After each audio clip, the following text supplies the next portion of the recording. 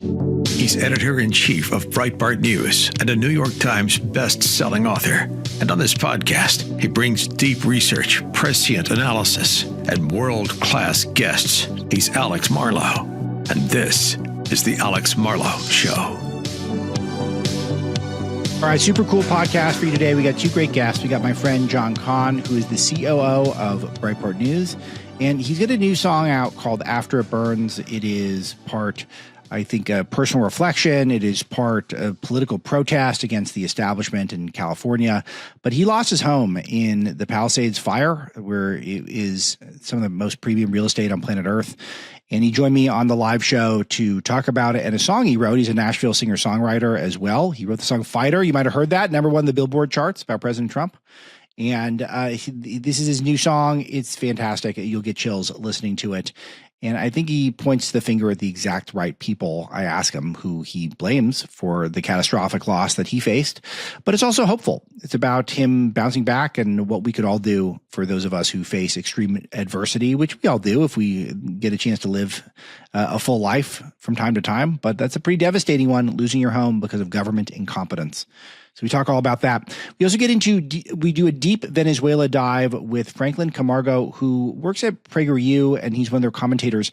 He's been on the show in the past just because he's a super interesting guy, and I love what he had to say. I just taped with him a second ago, and it's fantastic. You're going to like his explanation of what happened and how big it was in Venezuela, what realistically can be done next to move in the direction of freedom, democracy, et cetera, and how he sees what President Trump is doing in terms of trying to keep China at bay, not just in our hemisphere. This dawns on me in the show. I'm giving away the big moment of the interview for me. During the show, it dawned on me that Caracas is closer to Miami than Miami is to Los Angeles. So Miami is, as the crow flies, quicker to Caracas than it is to Los Angeles. I couldn't believe it. I can't believe I hadn't thought of that already. But just to show you, anyone who's doubting the significance of making sure China is not building up a stronghold in Venezuela, super essential. And I just am so happy that we got President Trump, we got Secretary of War Pete Hegseth, we got Secretary of State Marco Rubio, who are showing us the way worldwide. So great stuff. So two strong interviews. Before we get into it, I've got to tell you guys about Preborn. This is one of the most important campaigns that I've had on the show to date in just over a year of doing the podcast. And we're a few $100s away, literally a few $100s away from the goal that we had set out. And let's get there. Let's get this. I know you have my back on this. We're saving babies in the new year. Saving babies in the new year. $28 a month will save a baby a month all year long. One of you gave a $15,000 gift, which will create a new ultrasound machine. You can save thousands of babies over time, and anywhere in between works for me. But preborn.com/Marlow if you want to save babies. This is the Sanctity of Human Life Month. So, which, of course, we believe in the sanctity of human life in the Marlow Show. It informs everything I do. And if we're not going about for life, then what is the point? It is the most efficient $28 you can donate, in my opinion. Preborn.com/Marlow. Or call 833-850-2229, 833-850-BABY, or alexmarlow.com, hit the Preborn banner. All that's great ways to do that. And let's get over that goal. So we got big news coming to the show. We're doing great on live radio. Everything's off to a great start. And I hope you check everything out and make sure you hit those subscribe buttons. All right, let's get into it. We got Franklin, we got John, and we'll hear some of the song. Here we go. All right. It's really great to reconnect with Franklin Camargo, who works at one of my favorite organizations in the world, PragerU. I'm sitting in Dennis Prager's old chair right now as I have this conversation. And as I'm trying to hold down the fort in Dennis's old radio slot on all the Salem stations. Dennis is a hero of mine. I'm a donor to PragerU. We're partners with them at Breitbart. We love PragerU. And Franklin is their resident Venezuela expert. Franklin, you've been on once before, but remind people of your history and how you ended up at PragerU from Venezuela. Yes, thank you for having me. It's so important to talk about these issues right now. Yes, I was born and raised in Venezuela. I had to flee my country in order to save my life because I was accused of being a terrorist by the Maduro regime, right? Maduro, who is now in New York, and he's gonna hopefully spend the rest of his life there. But the regime is still in Venezuela, and let's see what happens. But yeah, his regime accused me of terrorism. Why? Because I spoke out against his dictatorship. And, anyone who does something like that in Venezuela puts his life at risk. Actually, there is an anti-hate speech law in Venezuela, like the ones that the left wants to promote here in America, which basically means that they can arrest you for posting on social media. Because, at the end, hate speech laws is about anything that the government hates. Yeah, so this is really essential here because you're someone who's targeted by the Maduro regime. You made it very important. We haven't really had regime change yet. People are throwing that around. We've had a change in leadership of the government, but it's still the Maduro regime to a degree. And so that's one thing to keep an eye on.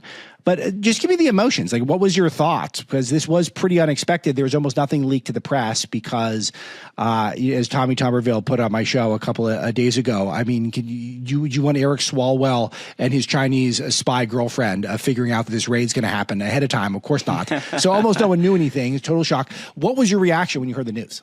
Look, I couldn't believe it. I was actually first sleeping and my mom woke me up by calling me. She was like, go on X, watch the news. Like right now the US is, attacking the regime in Venezuela. At that moment, we didn't know yet that Maduro had been captured. And, I was watching the videos. Some media outlets were contacting me. I was overwhelmed. And I have to tell you, not even in my most optimistic dreams, I thought that we could have an operation like that one. We're talking about first, which is very important, no American died. No American was killed. It's unbelievable. This was got at least 32, I think maybe it's even 40 of those Cubans that Maduro paid off to defend him because he couldn't trust his own people, which is crazy. And then not a single American. Unbelievable. Yes, and not a single American. And it was a very precise operation. And we captured not a president, we captured an indicted criminal. He was indicted in 2020, in March, in a federal grand jury of Southern New York. And those who talked about no one is above the law for 2, 3, 4 years, no those kings. Who say no kings, we don't want any love kings. Democracy. We love democracy. Right. We love, actually, this is actually funny and it's a joke, but probably Maduro is the only Venezuelan criminal that they don't want to be in the U.S. Like for many years they opened the borders. Bad Venezuelans came in, criminals from Venezuela who were sent by Maduro, by the way, and they committed crimes. They came into the U.S.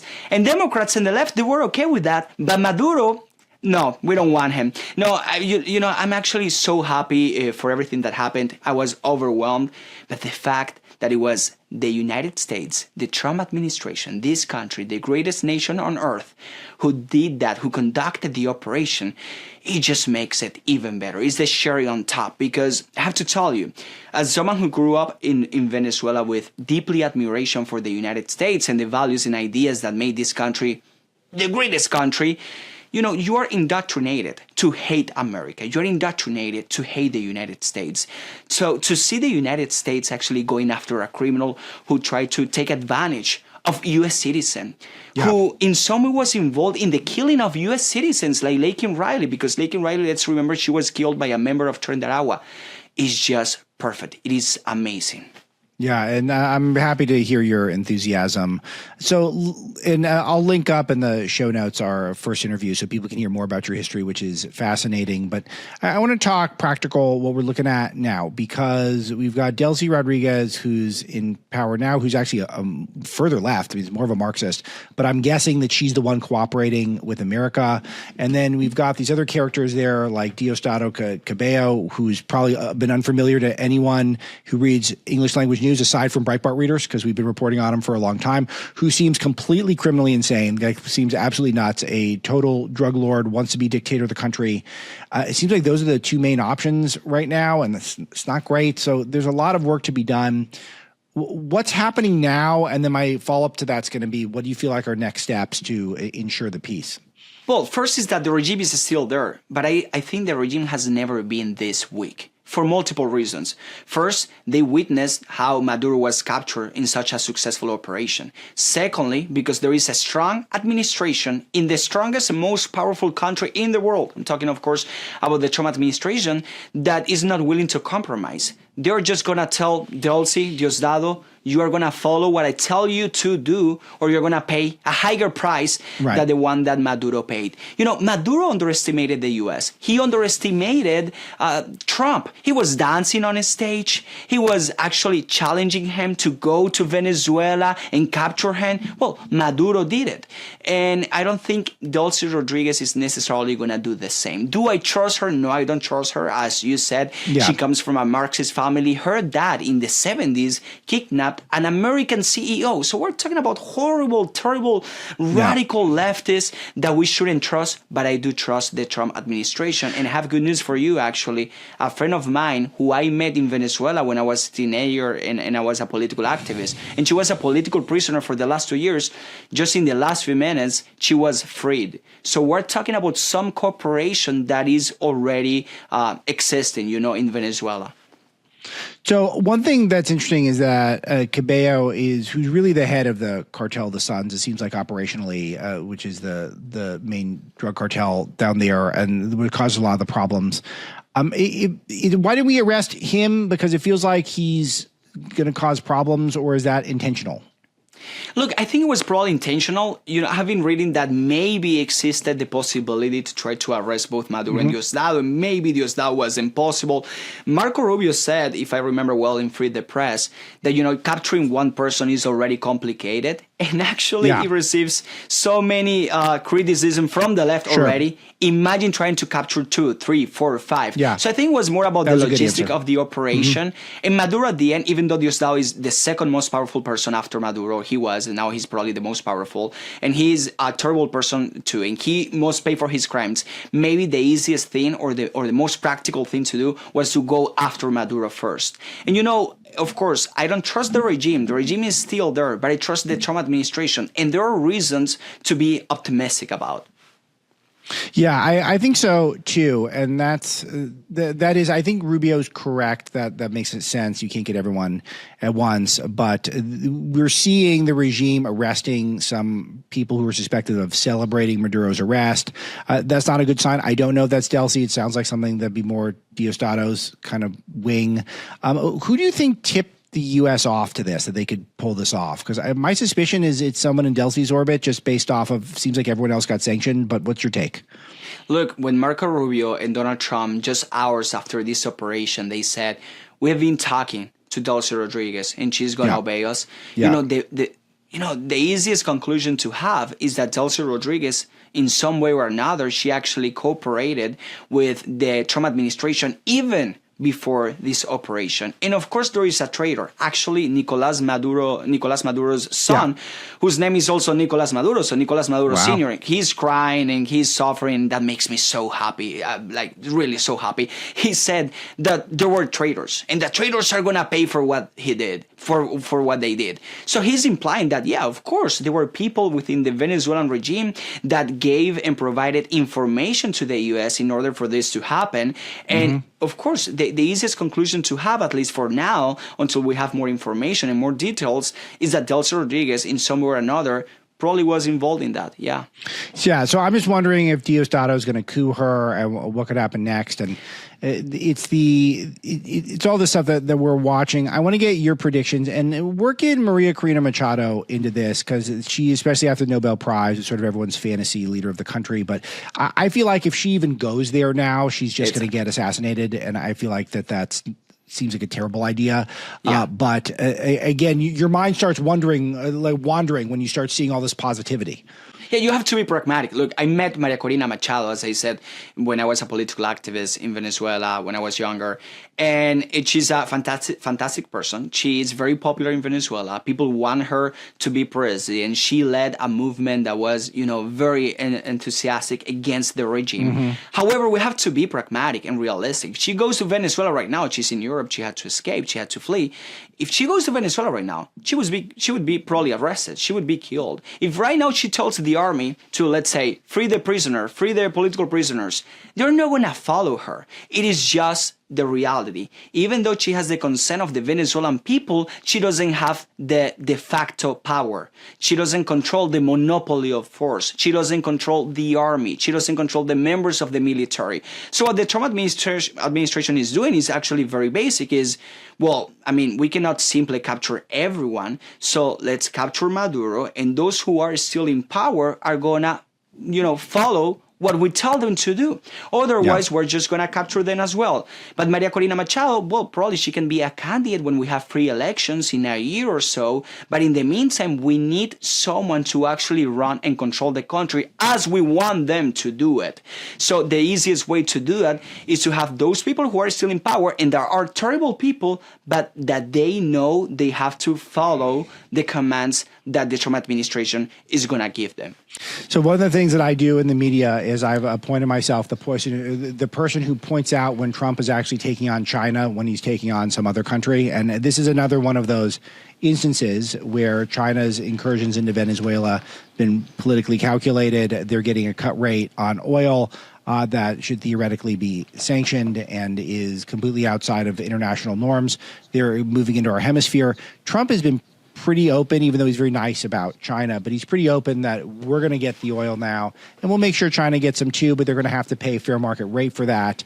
But basically, this is just stems from the Belt and Road debt trap that China runs, where they give the infrastructure to struggling nations, third world nations, and they get free stuff in return. In this case, it was oil, basically, from Venezuela.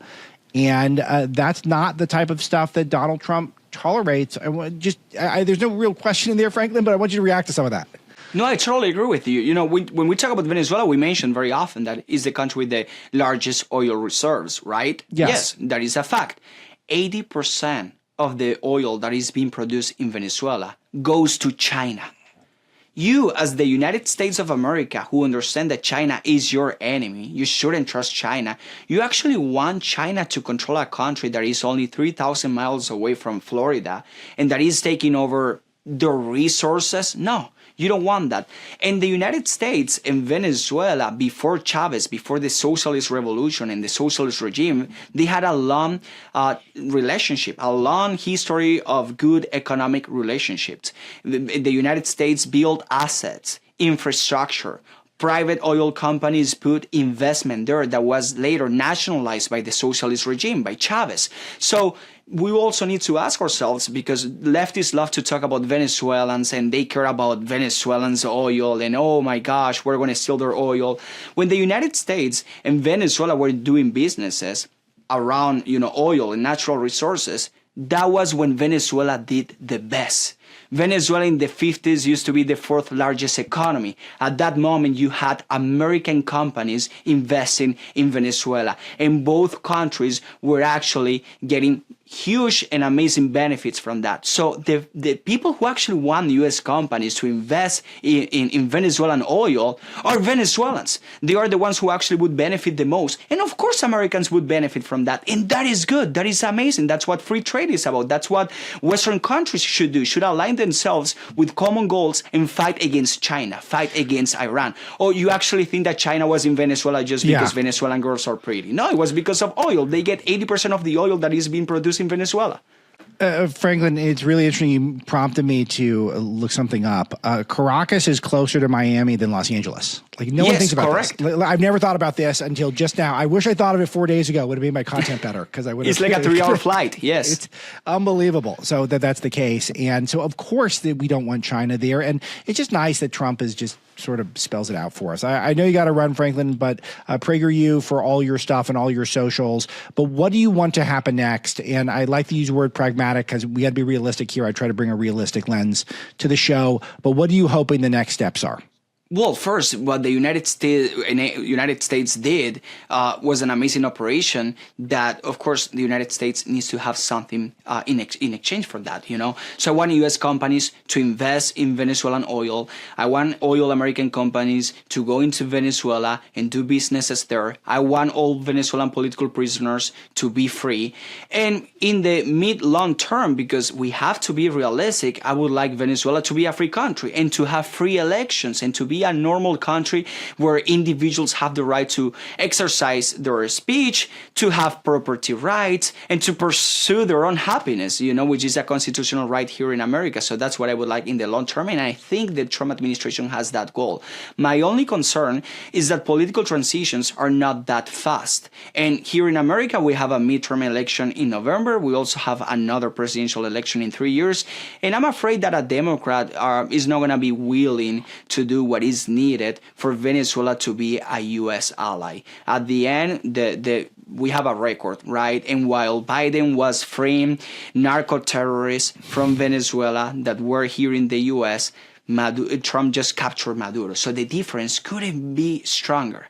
And talking more about domestic policy or domestic politics, I don't think Florida is going to turn blue at all, at least in the next generation. Yeah. Cubans, Venezuelans, and Nicaraguans, they are the biggest Trump supporters right now. Let me tell you, it's insane. Yeah, very well said. So, of course. Franklin, I know you got to run. Good stuff. Franklin Camargo, check out all his stuff on his social media. And PragerU, always make sure you guys donate. It's a free plug for them because I love them. Good stuff. And I'll talk to you next time. Thank you. One of the most interesting people I know is a guy named Kahn, who's a champion tennis player, a Hollywood screenwriter and director, our COO at Breitbart News, and also a top recording artist, singer-songwriter. You probably heard his song Fighter. It was #1 song on iTunes. It's been a part of Trump's rallies for a while. And he's got a new song out called After It Burns about the Palisades fire, where John, keeping with the theme of being the most interesting guy I know, lost his house in the Palisades. This is just some of the most cherry real estate on the planet. It's somewhere he lived for a very long time.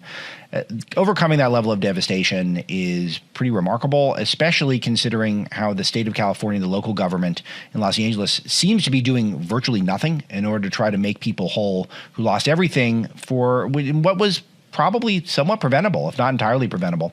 John's here with me to talk about the song, but first I want to play some of it, guys. If we could play this cut of After It Burns. And fed yourself, but still you wanted more.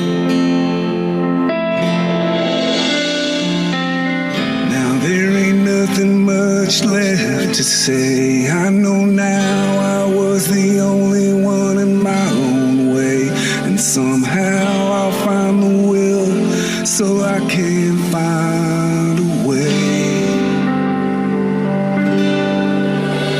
Through the ashes, broken matches, nothing lasted, should have lasted. All that matters now is where you turn. Clear skies you can see for miles after it burns. Incredible stuff. I got chills already just from a minute of it. John, welcome to the Marlow Show. Talk to me about a year after the fires. Took your home, but really took so much more from this city that I've called home most of my life, and you called home as well for decades. What's gone on over the last year? What's gone on for you on a personal level? Then let's go big picture, but tell me about your life. Well, I mean, it's a pretty devastating thing to go through. You know, us being in the news business, we're always looking at stories and going, it's happening to other people. Yes. And to be actually part of a story like that, it feels different for sure. I think there are a lot of lessons you can learn from something like this. The first 4 or 5 months were just brutal. You're walking around in a trance. You can't understand it. And then slowly, and hopefully the song, speaks to that, you kind of get up, as conservatives, we get knocked down, we get back up, and we look for what's next. And this song, I think when I finally wrote it, because it was very difficult to write music after this for months. Right. I didn't pick up the guitar. I didn't play the piano. And I finally sat down, and I think I was trying to convince myself and deal with how I was feeling, which is always how I deal with hardship, is through music. To convince myself that there are bluer skies here. And, I was thinking about it, that image. I mean, I'm not comparing this to 9/11 by any stretch, but I remember there was a cover of the New York Post, I think. It was after 9/11, and it was the New York skyline with no twin towers, and it was perfectly blue skies, and it said, "Now what?" And I never forgot that image, because it was almost like it didn't happen. And LA was very much like that after the fires were put out. It was beautiful again, but it was all gone. My hometown was gone. And it's that same feeling, like, now what? And, for me personally, I think everybody's got to look at something like this through their own lens. For me, I never thought I would say this. I think this is going to turn out to be a blessing, because, as you know, Alex, I was tinkering around with moving to Nashville for years. Sure. And I just couldn't pull the trigger. I grew up in the Palisades. I went to high school there. I bought my first and only house there. And for years, I was talking about, trying to move there, and I couldn't do it. And, I don't think I've told this story publicly. My most recent excuse before all this was, if I'm going to move to Nashville, because all the songwriters are so great and they're professional and they do it every single day, I need a hit song. I got to have a hit song or I can't move there. I mean, it was completely irrational. But then I wrote Fighter, which topped the Billboard chart for digital sales. And I got my hit song, and like 2 months later, my house burned down. And it was like God saying, like, what other excuses do you have?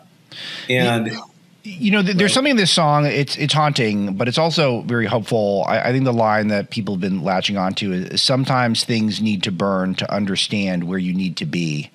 It feels like that's what you're talking about. Give me more. Yes.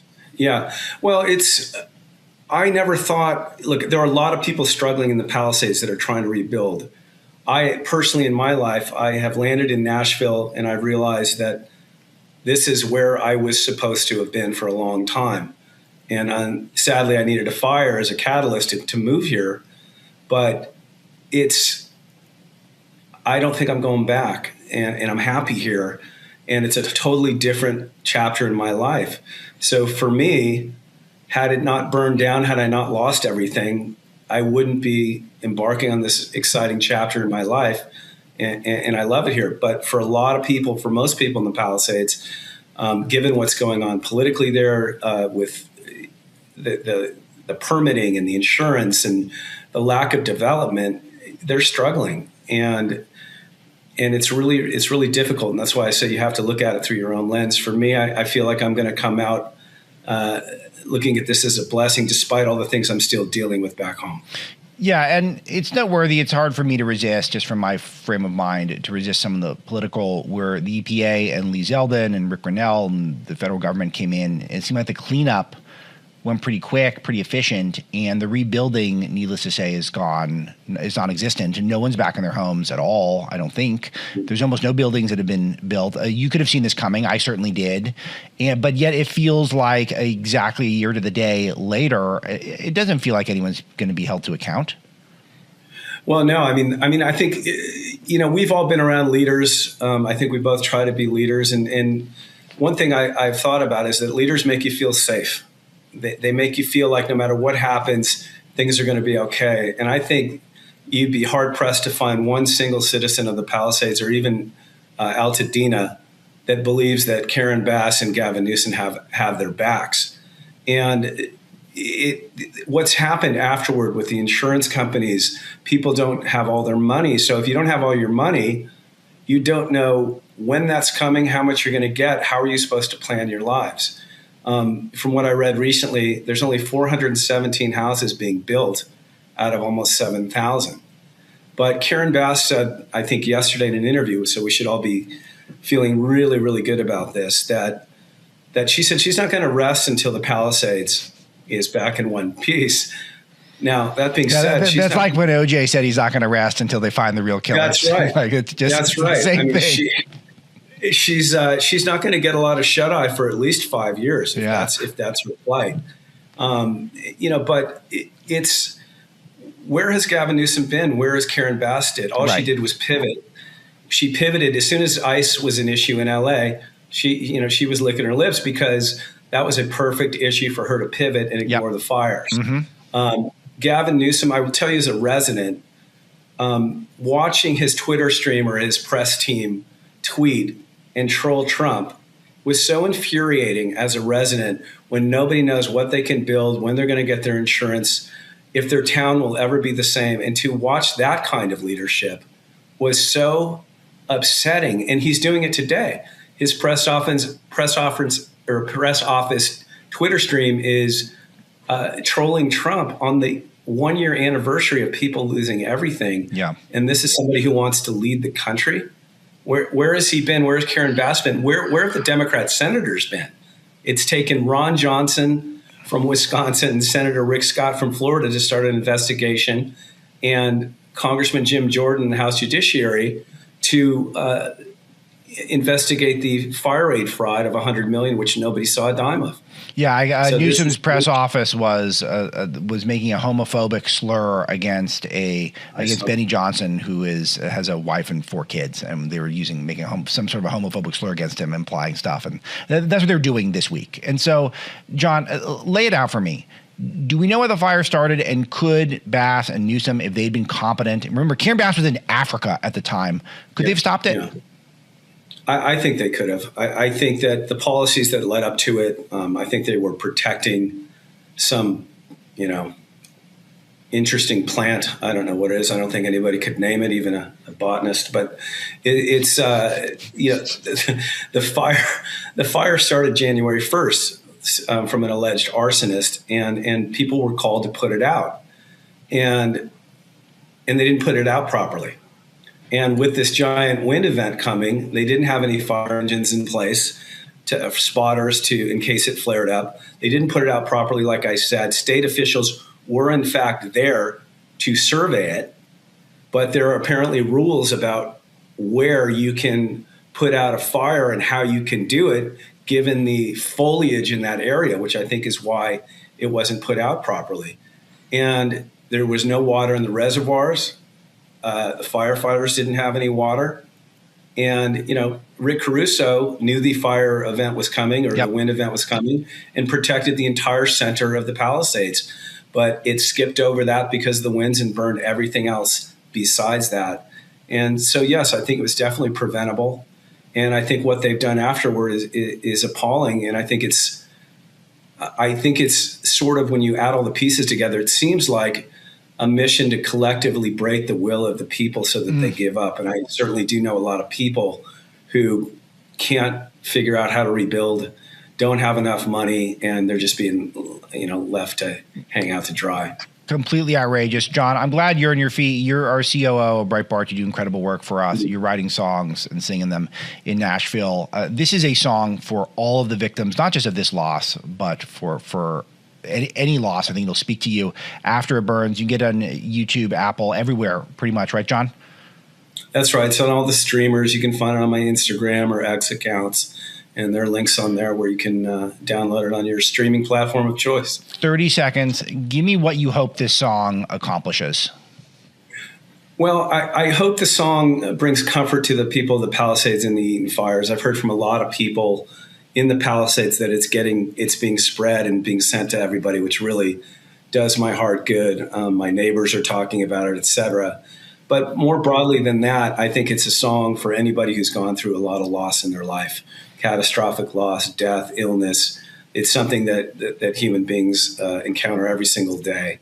And if it brings comfort to those people, I consider an artistic success. I got to tell you, I woke up today and I felt a deep sadness on the anniversary of watching some of my hometown burn. It was so insecure. It was so dark. John, thank you for being here, and thank you for writing After It Burns. I'm Alex Marlow. We'll be right back. Through the ashes, broken matches, nothing lasted, should have lasted. All that matters now is where you turn. Clear skies you can see for miles.